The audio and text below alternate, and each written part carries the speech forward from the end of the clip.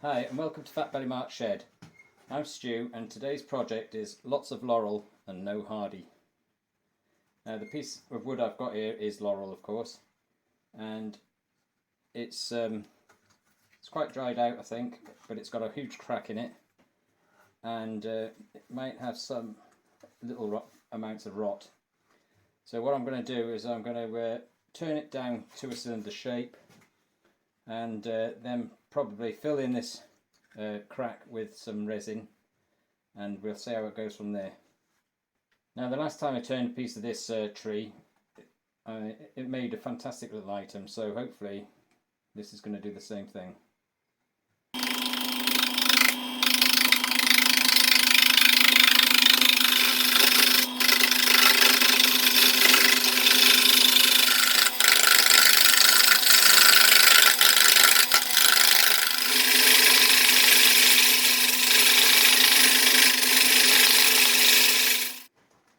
Right, I've got it down to a nice cylinder shape now, and but obviously it's too long.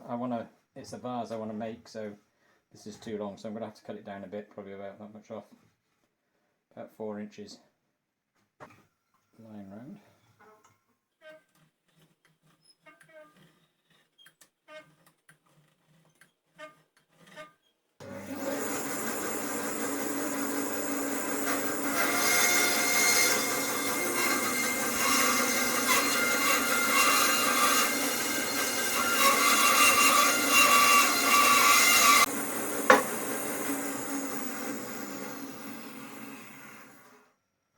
I'm using laminating sheet to make the moulds and then hot gluing it down.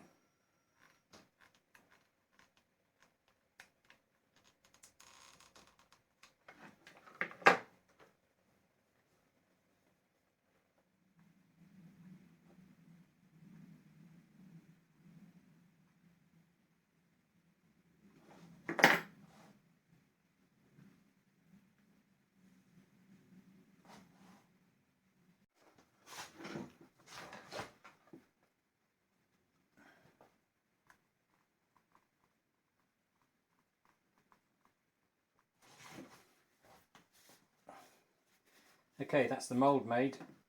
Now this wood looks like it's going to be quite absorbent to resin, so I might get quite a bit of bleed through with the resin when it goes on. I'm not sure if I shouldn't have tried to seal the wood first, but anyway, we'll find out later on. I've decided to use blue dyed resin. I'm going to use these two colours of blue. One's a bit more silver than the other. So another go.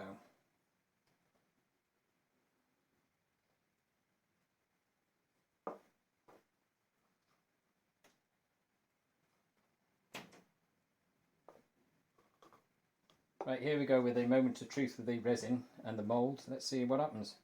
How many leaks we get.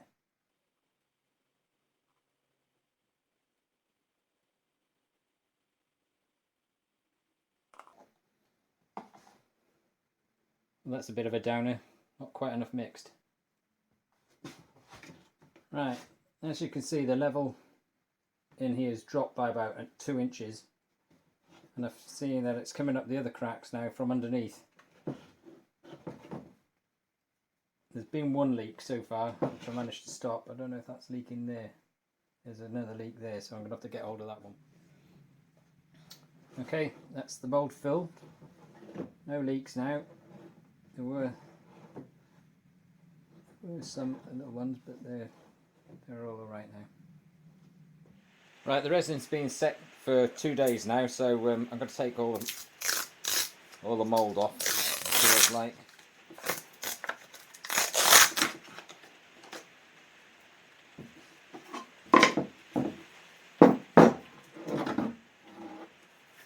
Everything looks okay. I'm just going to start off with turning a tenon at either end so that I can start using the chuck.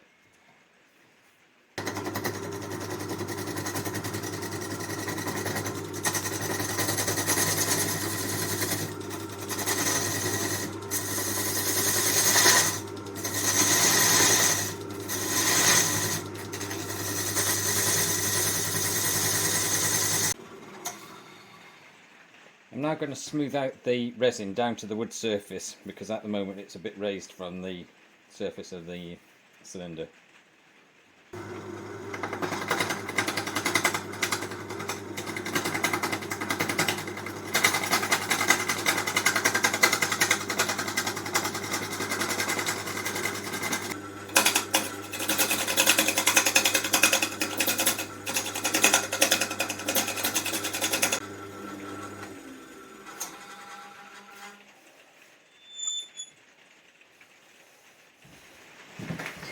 Right, so it's down to a nice smooth cylinder shape again now, but there is quite a few points where the wood is rotten, or rotten, getting rotten, and I think I'm going to stabilise it a little bit with some super glue so I don't get too much chip out.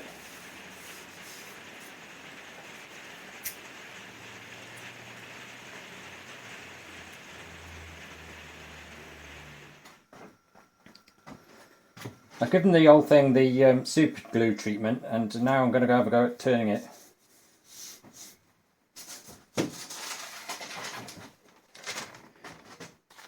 This is the shape of the design that I want to get, well, something similar to that.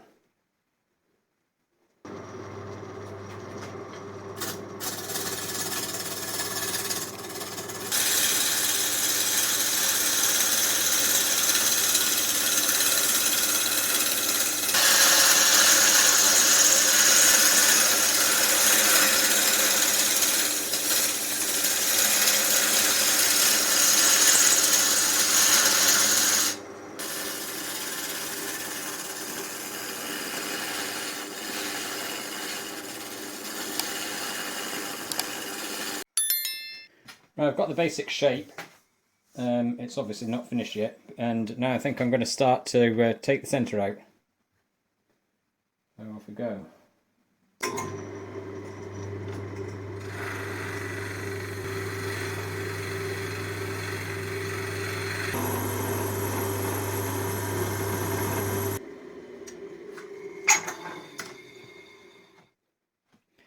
I've made a small little end boss so that I can keep the centre easily.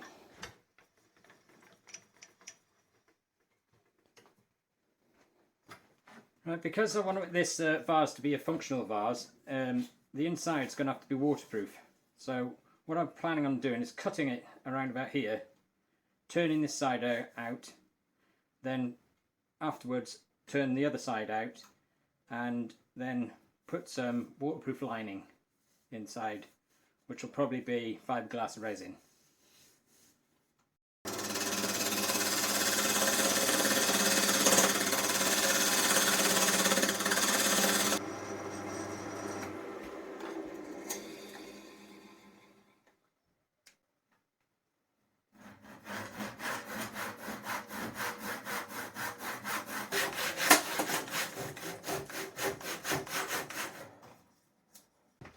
Okay, so that's it in two. So now I'm going to drill the centre out.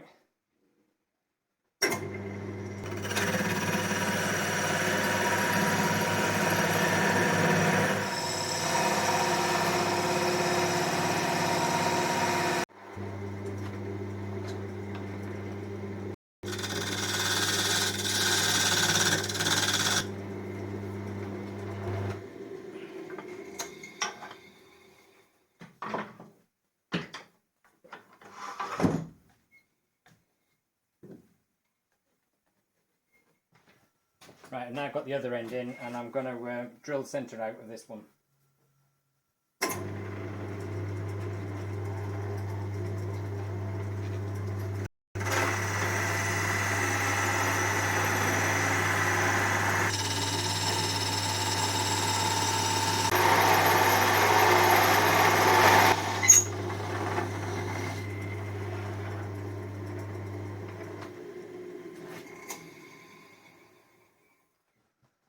Right, I've mixed up some fiberglass resin, and I don't know if this is the best stuff to use or not, but it sets a bit quicker than epoxy resin, so I'm going to try it anyway.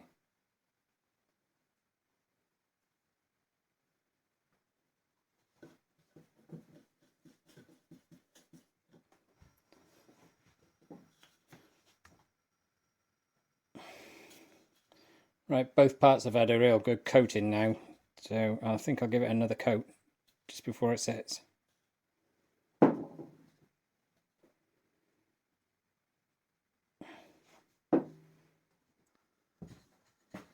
Now it's dry inside, I'm going to glue it back together with some 2-part epoxy glue.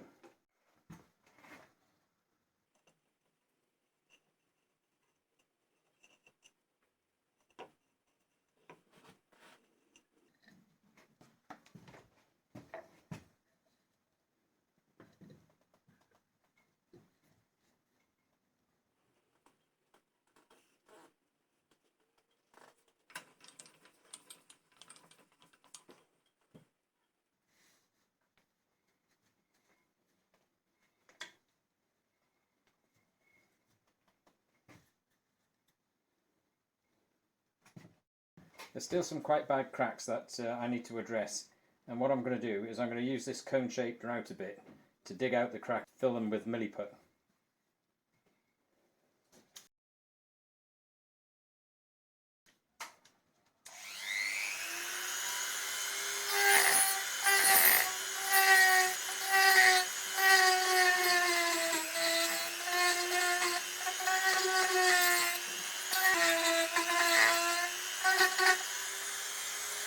Right, I'm just going to turn this joint down and clean it up a little bit.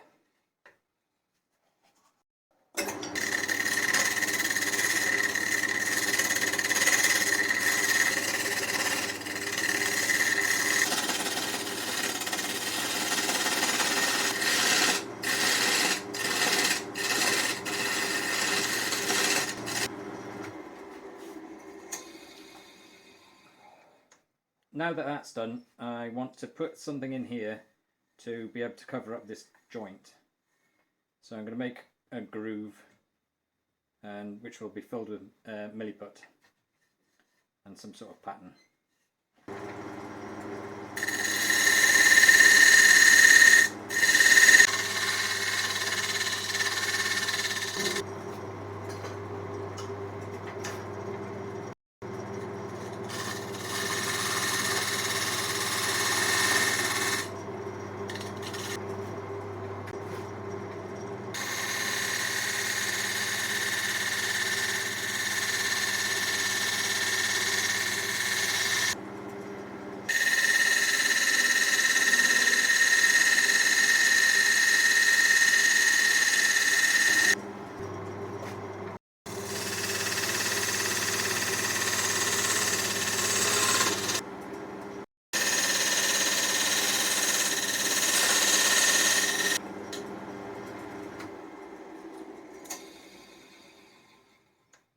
I'm just going to sand this up to about 240 before I put the Milliput on.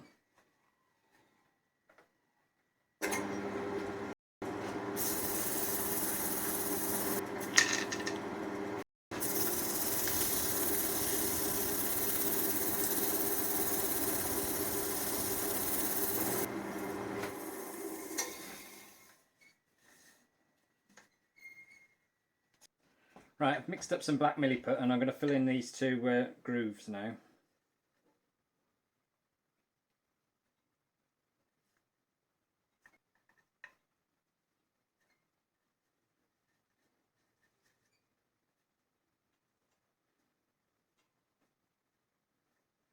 Right, all the Milliput's on, and all I've got to do now is wait for it to dry.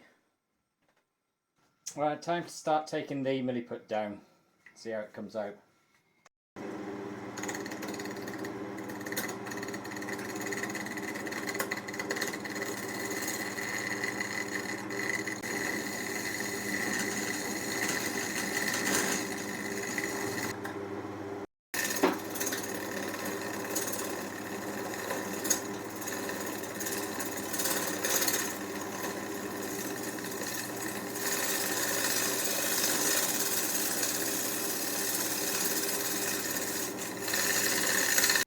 While I was cleaning up this bottom part, I managed to go all the way through the Milliput ring. So what I'm going to do now is I'm going to do another ring here and just leave it blank and sand it out.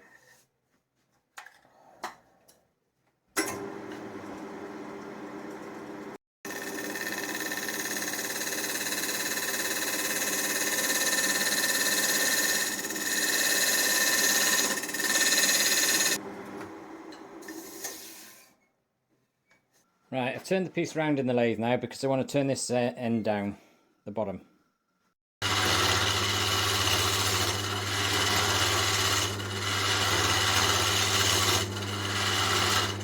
Now that I've got rid of the tenon, I'm going to make a small mortise in the bottom so that I can turn the job around later on.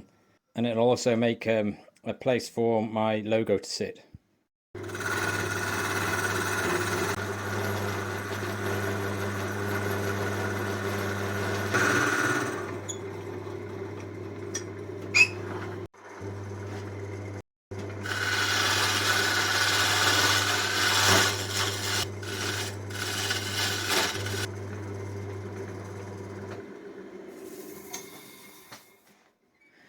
Now in this bit you can see that there's a lot of end grain chip out that I'm going to try and remove with a brand new carbide tip. I've done it in the past and it's managed to reduce it to almost nothing.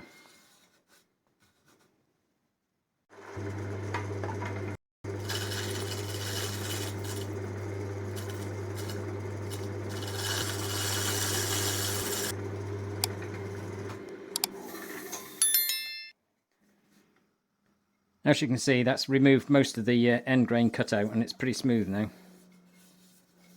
I'm just going to sand it up to 400. That's what it looks like at 400. Not bad. Now I'm going to swap ends and turn out the top.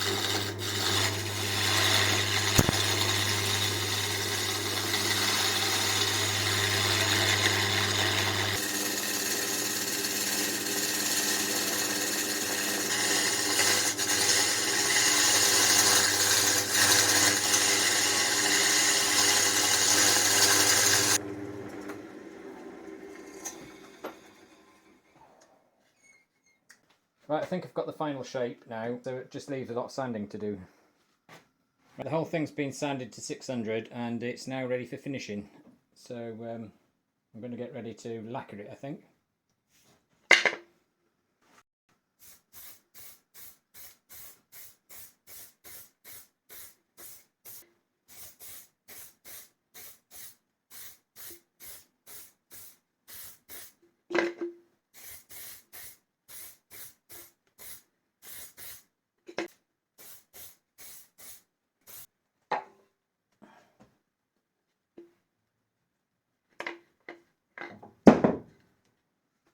Right, probably in about another 5 or 6 coats and everything should be just hunky-dory.